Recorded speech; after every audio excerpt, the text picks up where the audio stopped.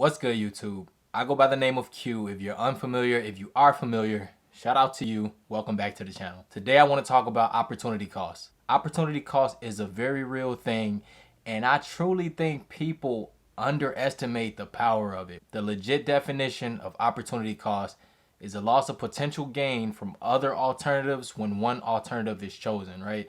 That's the definition pulled straight from Google. Basically, it's a trade-off. So you have to give something up in order to get something else in return.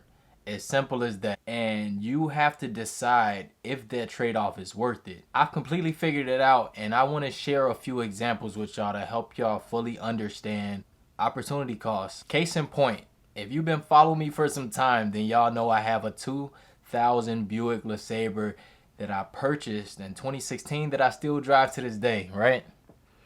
I paid $1,000 for this car. In 2016, when I was completely broke, when I was just starting my financial journey, I paid $1,000 for this car, and 5 years later, it's still running strong because I maintained it. I've taken good care of it. I've only put a couple $1,000s into it, but I always use this example because it's such a real one to use. Majority of people have car notes, right? And I did the math on this. I'll pull out my calculator actually. So the average car note is about $450, give or take. It could be higher, it could be less, but the median car note is $450. Like I said, I had my car since 2016. $450 from 2016 to now 2021. What is that? Let's say 60 months. Let's say 60 months. 450 times 60. $27,000. $27,000, and that's not including insurance and other little add-ons that they try to throw at you, like XM radio and Blue Link and remote start. You know what these new cars come with. They come with a lot. They come with a lot of add-ons. They come with a lot of markups. I didn't have to deal with that. I don't have to deal with that right now because where I am, I'm completely cool with the opportunity cost. Now, let's go even deeper. $27,000. I've invested $27,000 into the market for sure.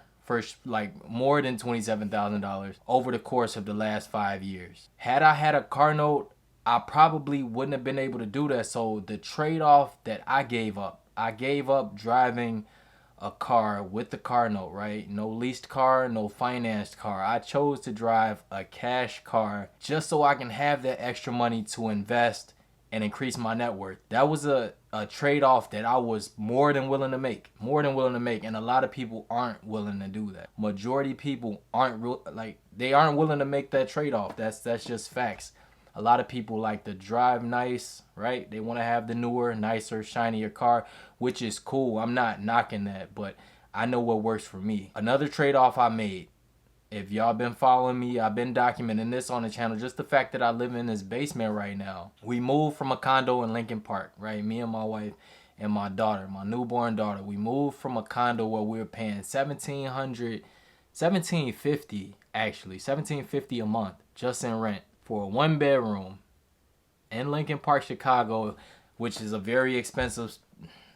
I don't even want to get into it, but they basically priced us out of that market where we were at the time. But $1,750 a month. So we decided to move back home with my mother-in-law, and our rent went from $1,750 all the way down to $400 a month. Now, $800 total, right? $400 for each of us.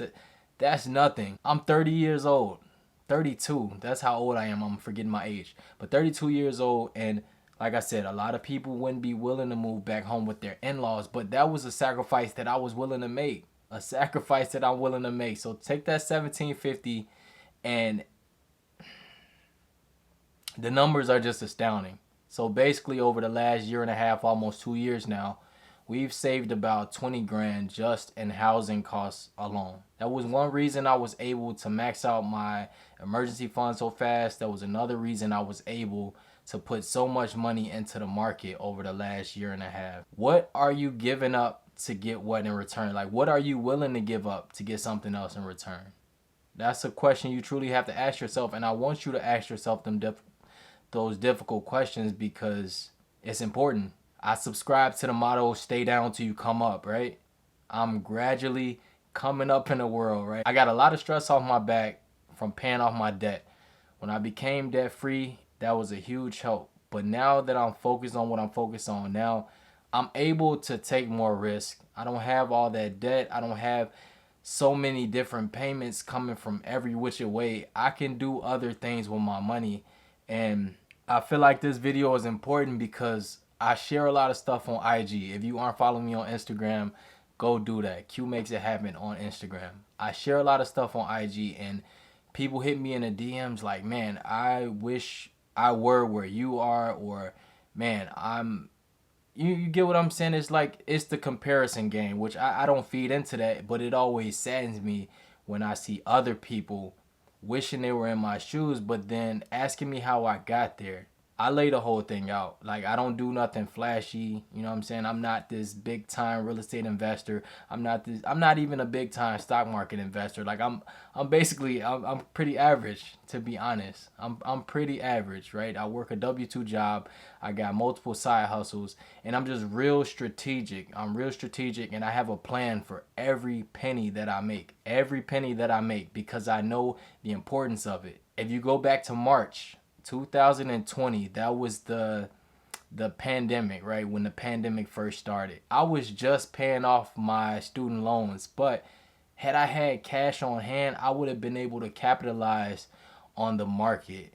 The market was extremely low. You were getting some of the best companies pennies on the dollar at that time. I didn't have money on hand because I used that money to pay towards my student loan. So that was a trade-off that I was willing to make. I knew for a fact, man, there's a lot of deals out here, but I can't capitalize on them because my mission was to get that, get that student loan paid for. And I can live with that. I can completely live with that because I've taken advantage of other opportunities that have arrived, and it is what it is. So I also want to say FOMO.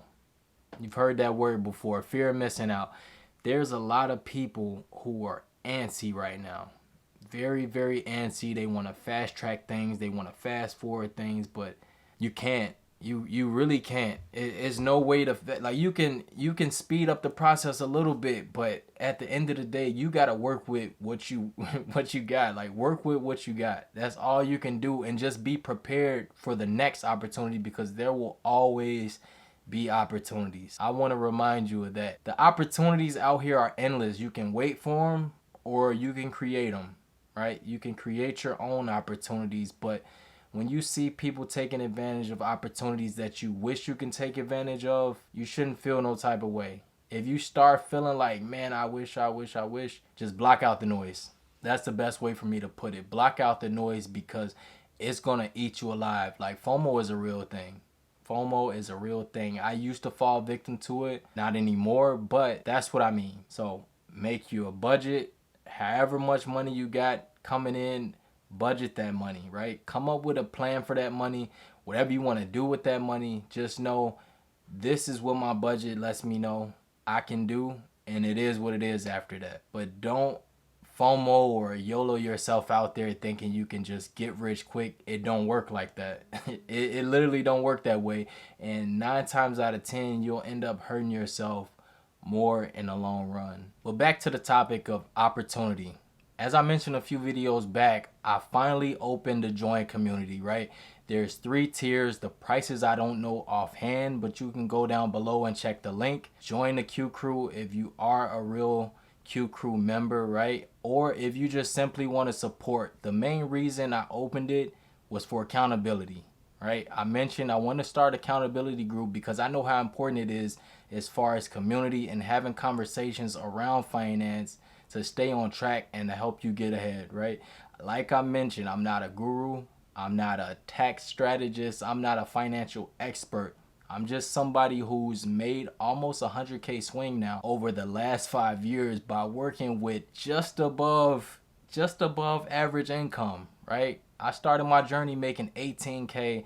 I've consistently worked my way up to 70K now. And I'm just doing what I got to do to become financially independent, financially free, millionaire, all that good stuff. So if you're into that, let me know. Click the link, join the Q Crew. Like I said, I got 3 tiers. So I'll be looking for you over there. I'll be doing videos every Sunday. We'll be doing Zoom calls and just open floor for you. I'll be sharing more insight into what I have going on personally, and I'll also be giving tips and tricks and things that I can do that I know helped me that may potentially help you in the future. Like this video if you like it. Subscribe to my channel if you haven't. Also, follow me on IG, Q Makes It Happen, on Instagram. I'm on there every single day. Y'all can see me add to my coin collection, and we just gonna keep going up from here. I go by the name of Q, and like I always say, if Q can make it happen, you can make it happen. I'll let y'all next video. Peace.